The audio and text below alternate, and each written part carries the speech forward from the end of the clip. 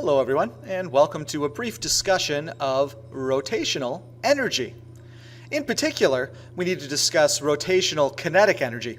Now remember that kinetic energy is the ability to produce change, as all energy is, because you're moving. It's certainly something that is rotating or spinning is producing change. It's changing angular position. Right? And so it does have kinetic energy. Now remember that linearly or translationally, the linear kinetic energy is simply 1/2 the mass times the speed squared.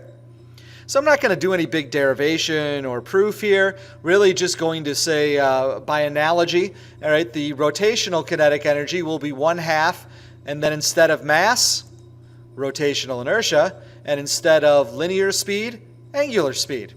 So 1/2 I omega squared. Hopefully you can see that it's basically the same, right, as an analogy here, except we have to take into account mass and where that mass is, and then how fast it's rotating, how fast it's spinning. So let me do one example here. Oh, by the way, this will end up being in joules. And this will be kilogram meters squared. This will be radians per second, which are squared, which would be a kilogram meter per second squared times a meter, which is a Newton meter, which is a joule. So one little example here. I know it says number 2 because I took one out. Here we have this rigid body, which is made up of 3 thin rods. Thin means they don't have any width to them, right? They're in the shape of an H. And this H is going to swing from the horizontal to the vertical. Okay, so can you imagine the three-dimensional aspect of this? So it's going to swing. It's going to swing along this leg of the H. Okay. So the first thing I want to know is the rotational inertia of the H as it rotates about this leg. Well, this is not one that we derived the other day. Right? So instead, we have to deal with this as a compound object. In other words, we're going to find the rotational inertia here of each leg, which, by the way, I'm going to call little m, little m, little m. Each one has a length of L, L, and L. So just so I can distinguish, this one's going to be 1, the cross L is 2, and then the one out here is 3. So we're going to find the total rotational inertia simply by summing up the rotational inertia of the 3 parts. And we've done this kind of thing before with center of mass, say, for example, where we've broken things into pieces and summed all the pieces up. Now, let's talk about these 3 pieces individually. First of all, let's look at this one. Now, the axis goes right through it, and since this is a thin rod, it doesn't have any radius, which means it doesn't have any rotational inertia. So that one just drops out. Now, rod 2 acts like a thin rod rotated about one end, right, which is 1/3 ml squared. Thin rod rotated about one end. Now, what about this one? Think about this thing swinging. What's true about how far each piece of this rod is from the axis as it swings? That's right. All of the pieces are the same distance, L, away from the axis of rotation.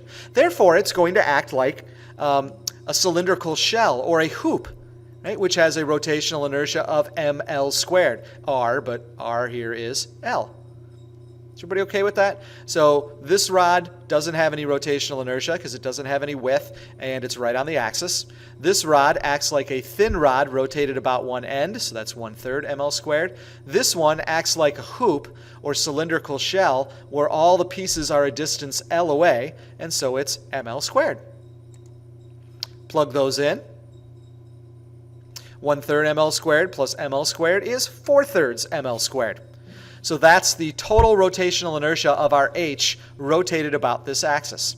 So remember this kind of process of breaking up a complex object into several simpler objects. One tact we often take if it's not one of the ones that we already know. Now, if we let this thing swing, and notice here I'm looking at it a little differently. Right? Now I'm kind of looking at it on end. Right? And we're going to let it swing from horizontal all the way to vertical. And I want to know what's the angular speed of this H when it's vertical. In other words, what's omega when it's vertical? Well, hopefully this sounds like something that would be most easily handled as an energy problem. And so if we put the H and the Earth in the system, then it's isolated. The only force that's acting really is gravity. And therefore, the total change in the internal energies is 0. Now, as this thing swings, what internal energies change? Well, it changes speed, so kinetic energy changes, and it changes height, so gravitational potential energy change. We're assuming here that it's free to rotate because it didn't say it wasn't, right? So no EDIS. Of course, every change in is a final minus an initial. Now, initially, it's starting from rest, so EKI is 0. Finally, it's as low as it's going to be, so if we call that the 0 of EG, EG would be 0. Hopefully you see that. This is similar to saying like a pendulum swinging back and forth. So that means the final kinetic energy is equal to the initial gravitational potential. Hopefully this is the step here that makes sense to you. And now on some of the problems on the following worksheet, I might have you do a few LOL diagrams, but ideally we'd like to be able to write this out symbolically. Now, as we just showed, the kinetic energy, since this is pure rotation, is simply 1/2 I omega F squared. EGI is, of course, mg/yi. But in this case, we're talking about the H, which has a total mass of 3 little m. You got to be really careful here. You can't just throw in the variables. You got to think about how they apply to the situation. So then our next question is, what's yi in this case? We know what I is. We can plug that in a moment. But what's yi? Where does it start height-wise? I mean, this one, down on this edge, this part of the H, this leg, if you will, goes through a full L. But this leg doesn't change heights at all. So what point should we use? That's right, the center of mass. Because the center of mass is the point where we can think of all the masses acting. It's the point that acts like a particle. Where is the center of mass in this H? Well, of course, it's right in the middle. Right? So the center of mass would go from here to here. And therefore, this is yi. And how big is that?